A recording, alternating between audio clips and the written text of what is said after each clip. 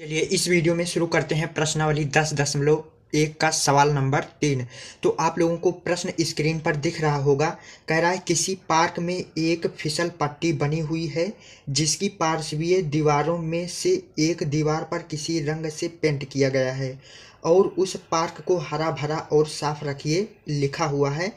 तो इंग्लिश में लिखा है keep the park green and clean, अर्थात जहाँ पर ये लिखा गया है इसी वाले भाग को पेंट किया गया है। ठीक है, फिर आगे कह रहा है यदि इस दीवार की बीमाएं 15 मीटर, 11 मीटर, 6 मीटर हैं तो रंग से पेंट हुए भाग का क्षेत्रफल ज्ञात कीजिए। ठीक है, तो ये प्रश्न हमें कह रहा है कि जो भाग पेंट किया गया है इसी भाग का हमें क्षेत्रफल ज्ञात करना है। यहाँ पर इस भाग अर्थात इस भुजा की लंबाई 15 मीटर दी गई है और उसके बाद ये वाली भुजा अर्थात ये वाली भुजा की लंबाई 11 मीटर दी गई है और उसके बाद इस वाली भुजा की लंबाई 6 मीटर दी गई है अर्थात ये वाली भुजा की लंबाई। तो यहाँ पर ये जो लिखा हुआ है अर्थात इसी भाग का हमें क्षेत्रफल ज्ञात करना है, अर्थात इस त्रिभुज का क्षेत्रफल ज्ञात करना है। तो प्रश्न में हमें क्या दिया गया है, हमें त्रिभुज की भुजाएं दी गई हैं। तो यहाँ पर लिख लेते हैं, तो लिखेंगे दिया है त्रिभुज की भुजाएं। तो आप पहली भुजा इसे मान सकते हैं, दूसरी भुजा इसे, तीसरी भुजा इसे, आप चाहे जो मान सकते हैं। तो मान ले रहे हैं ए बराबर 15 मीटर दिया गया है, उसके बाद बी बराबर दिया गया है 11 मीटर और उसके बाद सी बराबर दिया गया है 6 मीटर। ठीक है, तो आप ए बी सी किसी भी भुजा को मान सकते हैं। हमें ज्ञात क्या करना है, हमें ज्ञात करना है त्रिभुज का क्षेत्रफल हमें ज्ञात करना है। तो हम हीरोन का सूत्र कब लगा सकते हैं, जब त्रिभुज की तीनों भुजाएं दी गई हों, तब हम हीरोन के सूत्र की मदद से हम त्रिभुज का क्षेत्रफल ज्ञात कर लेते हैं। तो यहाँ पर चूंकि हमारा हीरोन का सूत्र होता है, हल लिख लेंगे। तो चूंकि हीरोन के सूत्र में हमें अर्ध परिमाप अर्थात त्रिभुज की अर्ध परिमाप की भी जरूरत पड़ती है, तो सबसे पहले हम त्रिभुज के अर्ध परिमाप को हम ऐसे प्रदर्शित करते हैं। तो त्रिभुज का अर्ध परिमाप कैसे निकालते हैं, तीनों भुजाओं को जोड़कर आधा कर देते हैं अर्थात a प्लस बी प्लस सी बटे 2 कर देते हैं। 15 प्लस 11 प्लस 6 बटे 2, तीनों को जोड़ लेंगे। 6 1 7, 7 5 12 के 2, हाथ से लाइन 1 1 1 2 1 3, ये हो जाएगा हमारा 32 बटे 2, काट देंगे तो ये हो जाएगा हमारा 2 इक्यानम 2, 1 बचा, 2 छंग 12, ये आ गया हमारा 16 मीटर, ये त्रिभुज का अर्ध परिमाप। अब हम हीरोन के सूत्र से क्षेत्रफल ज्ञात कर लेंगे। तो हीरोन का सूत्र होता है हमारा, हीरोन के सूत्र से त्रिभुज का क्षेत्रफल बराबर, तो फार्मूला होता है s ब्रैकेट के अंदर s माइनस ए, s माइनस बी और s माइनस सी। अब हम इस फार्मूले में सबका मान रख देंगे। तो यहाँ पर s के स्थान पर हमें क्या रखना है, 16 रखना है। तो 16 ब्रैकेट के अंदर 16 माइनस ए, भुजा ए का मान 15 मीटर, इसी प्रकार 16 माइनस 11, इसी प्रकार 16 माइनस 6। ठीक है, वर्गमूल लगा है तो वर्गमूल लगा लेंगे। अब इसी को हल कर लेंगे तो हमारा जो ग्रीन पार्ट है उसका क्षेत्रफल आ जाएगा। तो 16 है तो 16 गुणे 16 में से 15 जाएगा तो 1 गुणे 16 में से 11 जाएगा तो 5। अब यहाँ पर गुणा लगा लेंगे, 16 में से 6 जाएगा तो 10। ठीक है, वर्गमूल लगा है तो वर्गमूल लगा लेंगे। अब हम इसे गुणनखंड के रूप में लिख लेंगे ताकि हमारा जोड़ा बन सके। कि 16 को हम लिख सकते हैं 4 गुणे 4 ताकि हमारा 4 और 4 का जोड़ा बन जाए। तो 16 को लिख लेंगे 4 गुणे 4, 4 और 4 का गुणा करेंगे तो 16 ही आएगा। तो इसको हम इस तरह लिख लेंगे ताकि हमारा ये वर्गमूल से बाहर जा सके। गुणे 1 लिखने का कोई मतलब नहीं है, गुणे 5 है तो 5। अब 10 को लिख सकते हैं हम 5 गुणे 2। ठीक है, तो यहाँ पर ये हो जाएगा 5 गुणे 2। अब यहाँ पर 5 का भी जोड़ा बन जाएगा।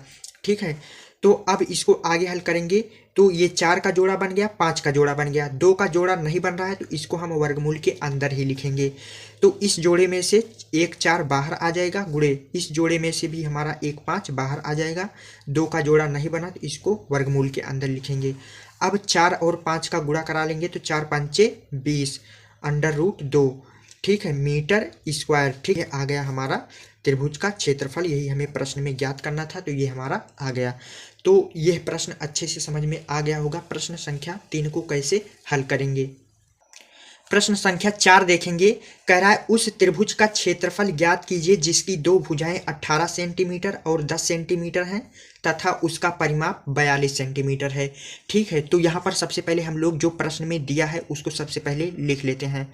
तो हमें इसमें त्रिभुज की दो भुजाएं दी गई हैं, एक हमारा 18 सेंटीमीटर और 10 सेंटीमीटर, अर्थात बराबर हम मान ले रहे हैं 18 सेंटीमीटर और b बराबर 10 सेंटीमीटर। ये हमें प्रश्न में दिया गया है और त्रिभुज का परिमाप दिया गया है। तो यहाँ पर लिख लेंगे त्रिभुज का परिमाप। तो त्रिभुज का परिमाप हमारा तीनों भुजाओं का जोड़ अर्थात a + b + c, यह बराबर हमको दिया गया है 42 सेंटीमीटर। ठीक है, ये दो चीजें हमें प्रश्न में दी गई हैं। हमें ज्ञात करना है त्रिभुज का क्षेत्रफल।